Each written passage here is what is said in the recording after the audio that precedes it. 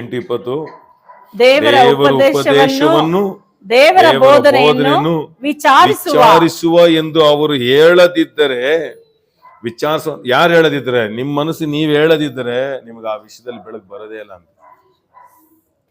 ನಿಮಗ್ ನೀವೇ ಹೇಳ್ಕೊಳ್ಬೇಕು. ಹೌದು, ಇದು ಹೇಳ್ತಾರಲ್ಲ, ಏನ್ ನೋಡೇ ಬಿಡೋಣ, ಕ್ಯಾ ಬೋಲ್ ರहा है ना देखेंगे. एक चर्च में टंग्स पास्टर नहीं बात कर रहा था. ಒಂದು ಸಭೆಯಲ್ಲಿ ಅನ್ಯ ಭಾಷೆ ಮಾತಾಡ್ತಾ ಇರ್ಲಿಲ್ಲ. कितना नाचते मैं वो चर्च में था 2 साल. 2 ವರ್ಷ ಅಂತ ಸಭೆಯಲ್ಲಿ ನಾನಿದ್ದೆ. कुछ नाचने ओनली, नो इमोशंस. ಎಮೋಷನ್ ಇಲ್ಲ, अन्य भाषा नहीं है, ಅನ್ಯ ಭಾಷೆನೇ ಇಲ್ಲ. बट एक टाइम मेरे को डाउट आया, मैं अच्छा चर्च को आया क्या. ನಾನು ಒಂದ್ಸಾರಿ ಡೌಟ್ ಪಟ್ಟೆ, ಇದೇನೋ ನಾನು ಒಳ್ಳೆ ಸಭೆಗೆ ಬಂದ್ನಾ ಇಲ್ವಾ. हमको रोल गिल करके जम गिम किया तो अतर तृप्त होता, अप्पा अच्छा वर्शिप ಮಾಡಿದೀನಿ ಅಂತ. हम गया ना, कुछ भी इमोशन नहीं है, इसलिए पवित्र आत्मा नहीं है चर्च में, ऐसा एक स्टूडेंट बोला. ಇಲ್ಲಿ ಪವಿತ್ರಾತ್ಮ ಇಲ್ಲ ಅಂತ ಹೇಳಿ ಒಬ್ಬ ಸ್ಟೂಡೆಂಟ್ ಹೇಳ್ಬಿಟ್ಟ. मैं सोचा ठीक है, खाली करके हम जाएंगे वापस, पैकअप कर देंगे. ನಾನ್ ನೆನ್ಸ್ಕೊಂಡೆ, ಸರಿ ಇಲ್ಲಿ ಇರೋದ್ ಬೇಡ, ಖಾಲಿ ಮಾಡ್ಕೊಂಡು ಹೋಗೋಣ ಅಂತ ಹೇಳಿ. बाद में उसका मैगजीन था, ಆಮೇಲೆ ಒಂದು ಮ್ಯಾಗಝಿನ್ ಇತ್ತು. वो पास्टर पवित्र आत्मा के बारे में 67 वॉल्यूम्स मैसेज दिए. ಪವಿತ್ರಾತ್ಮನ ಕುರಿತಾಗಿ 67 ಮೆಸೇಜ್ ಕೊಟ್ಟಿದ್ರು ಅವರು. हालेलुया. पवित्र आत्मा बोला फर्स्ट वो रिसर्च करो. ಆಗ ನನ್ನಲ್ಲಿ ಪವಿತ್ರಾತ್ಮ ಹೇಳ್ತಿದ್ದಾರೆ, ಮೊದಲು ಹೋಗಿ ಅದನ್ನ ಹುಡುಕು. ट्रांसफॉर्मेशन होगा, ट्रांसफॉर्मेशन ಆಗ್ತದೆ, ट्रांसफॉर्मेशन होना, ನಾವು ಬದಲಾವಣೆ ಆಗ್ತೀವಿ. दरिद्र मेंटालिटी से प्रॉस्पेरिटी मेंटल होना तो इधर एक प्रोसेस है, ವೇಟ್ करना.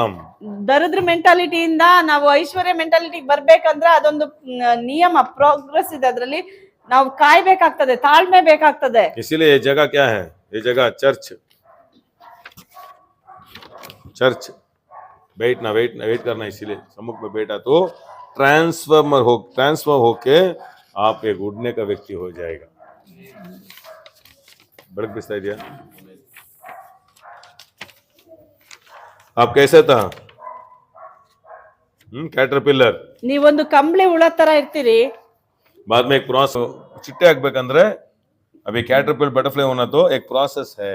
ನೋಡಿ, ಈ ಕಂಬಳಿ ಹುಳ ಚಿಟ್ಟೆ ಆಗ್ಬೇಕಂದ್ರೆ ಒಂದು ಪ್ರೋಸೆಸ್ ಇದೆ. ಅದು वो प्रोसेस में हम जाना, ಆ ಪ್ರೋಸೆಸ್ ಅಲ್ಲಿ ನಾವು ಹೋಗ್ಬೇಕು. माइंड मोल्ड को मारना, ಆ ಮೈಂಡ್ ಅಲ್ಲಿ ಇರುವಂತ ಮೋಲ್ಡ್ ನ ಹೊಡಿಬೇಕು. में वेट करना, ಸಮ್ಮುಖದಲ್ಲಿ ಕುತ್ಕೋಬೇಕಿದೆ. 2 hours वेट करो.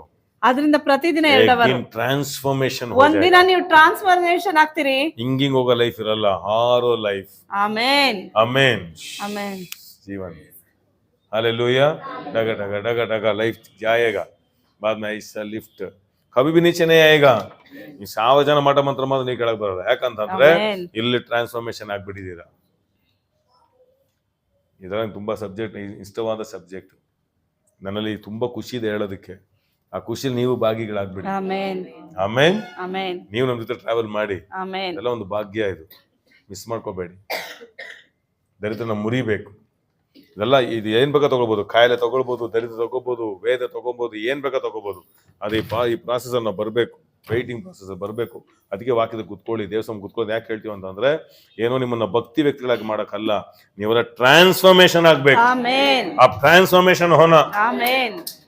बाद में मेरा काम कम हो जाएगा. नहीं है. ಯಾಕೆ ಬದಲಾವಣೆ ಇಲ್ಲ? ರಿಸರ್ಚ್ नहीं कर रहा. ಯಾಕೆ ಅಂತಂದ್ರೆ ಅವರು ದಾಹದಿಂದ ಹುಡುಕ್ತಾ ಇಲ್ಲ. 67 वॉल्यूम में सुन के लिख के रखा हूं होली स्पिरिट के बारे में. ನಾನು 67 ಸಂದೇಶಗಳನ್ನ ಕೇಳಿ ಬರ್ದಿಟ್ಟಿದ್ದೇನೆ. बट आज तक मैं चर्च में मैसेज नहीं दिया. ಇದುವರೆಗೂ ಆ ಸಂದೇಶವನ್ನ ಕೊಟ್ಟಿಲ್ಲ ನಾನು. स्टार्ट भी नहीं किया. ಅದನ್ನ ಆರಂಭ ಮಾಡ್ಲಿಲ್ಲ. मेरा मोल्ड को मारना था. ಯಾಕಂದ್ರೆ ಅದು ನನ್ನ ಮೈಂಡ್ ಅಲ್ಲಿರೋ ಬ್ಲಾಕ್ಸ್ ನ ಹೊಡಿಬೇಕಿತ್ತು. इसलिए बेटा पवित्र आत्मा क्या है, आप क्या है, कैसा है, क्या भाषा क्या है, मैं बैठ रहा हूँ. ನಾನು ಕೇಳ್ತಾ ಇದ್ದೀನಿ ದೇವ್ರ ಹತ್ರ, ದೇವ್ರೆ ಏನು ಹೇಳಿ, ಆ ಭಾಷೆ ಏನು, ಅದ್ರ ಅರ್ಥ ಏನು ಅಂತ ನಾನು ಕೇಳ್ತಾ ಇದ್ದೀನಿ. इसलिए अब ज्यादा जिन आशा करो, होली स्पिरिट के बारे में सभी स्टार्ट करेंगे, बहुत अच्छा रहेगा. ಬಹಳ ವರ್ಷ ಬದುಕಬೇಕಂತ ಆಸೆ ಪಡ್ರಿ, ಯಾಕಂದ್ರೆ ದೇವ್ರ ಕುರಿತಾದ ಸತ್ಯಗಳನ್ನ ತಿಳಿಯೋದಕ್ಕಾಗಿನೇ. बिठा देगा आपको, ದೇವ್ರು ಕೂರಿಸ್ಬಿಡ್ತಾರೆ, सोचेगा आप, ಯೋಚಿಸ್ತೀರಿ ನೀವು. Hallelujah, hallelujah.